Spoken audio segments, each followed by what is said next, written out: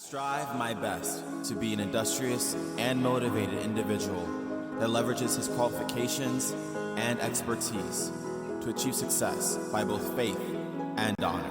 Hi, my name is Carlton DuBois McClain, also known as Céran, and I was born on April 28, 1992 in Kansas City, Missouri, to Coleman Douglas McClain Sr., an ordained Baptist minister and United Methodist minister. And I was also born to Evelyn Elaine McClain, his wife, Nicolette.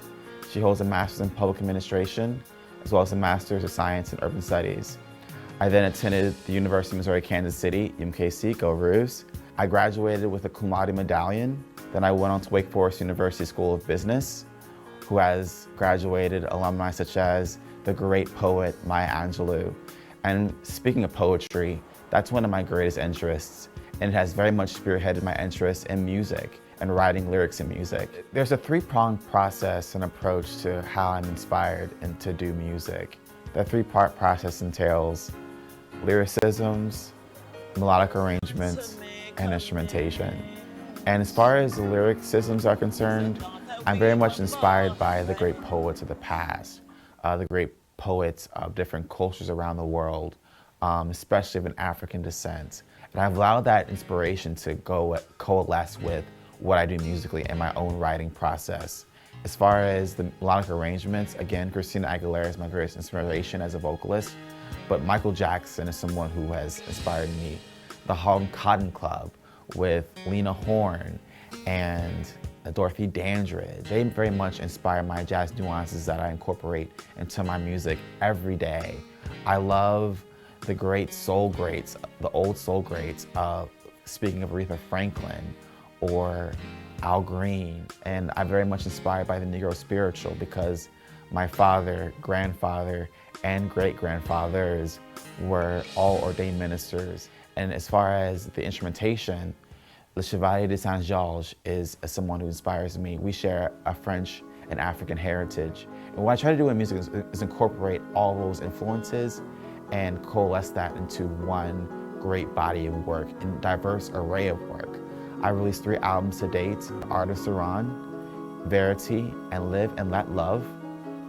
But I've incorporated salsa, samba, rumba, chanson, jazz, rock, blues, gospel, you name it. It's been incorporated into my music because these artists that I've named are the inspirations and the impetus behind what I do in music today. And so I decided to write a book about my heritage because I always knew about it, but I wanted to really make a name for that. In college, I was so inspired by these 2 courses, my German language course and history course, as well as my history of urban planning and design course.